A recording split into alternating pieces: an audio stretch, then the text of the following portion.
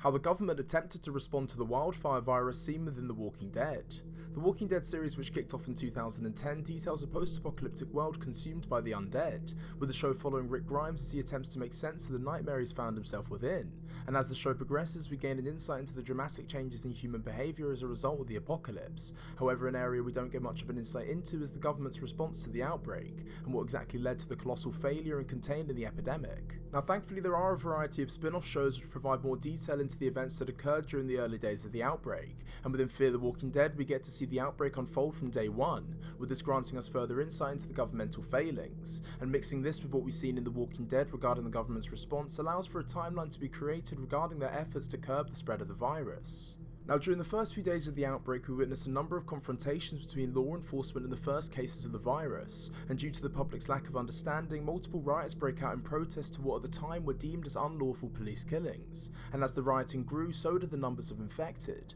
leading the government to enact martial law across virtually all states, with this prompting the deployment of the National Guard under Operation Cobalt. And the initial aim of this operation was to put a stop to the mass looting and rioting, with the end goal being for the Guard to establish multiple safe zones and field hospitals, and among these orders of restoring safety, the Guard were also ordered to clear the surrounding areas outside of the safe zones, which included killing civilians in an effort to prevent any further infections. And as Operation Cobalt commenced, the National Guard were quick to discover the fallout of the scarcity in medical knowledge relating to what caused infection, and due to this many safe zones are overrun, forcing the National Guard to retreat from larger cities into the suburbs, and with this retreat only accelerating, the National Guard ramped up their elimination of civilians, with the army deploying napalm in virtually all major population centres, in a last-ditch attempt to slow the rate of infection. However, this action ultimately caused a divide within the military which sparked a civil war between companies, with many military personnel opting not to kill innocent civilians, with this being highlighted by Okafor in The Ones Who Live, to where he bombed his fellow soldiers to avoid bombing Philadelphia.